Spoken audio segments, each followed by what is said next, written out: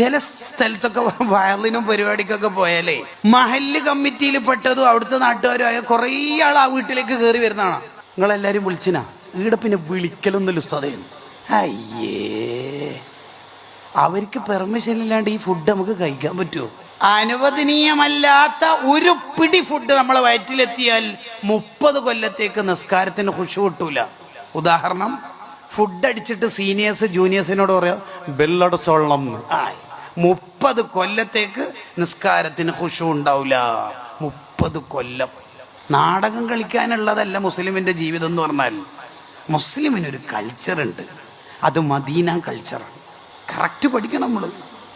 ഇനി നമ്മൾ ഒരാളുടെ വാതിൽ മുട്ടുമ്പോൾ എങ്ങനെ മുട്ടേണ്ടത്?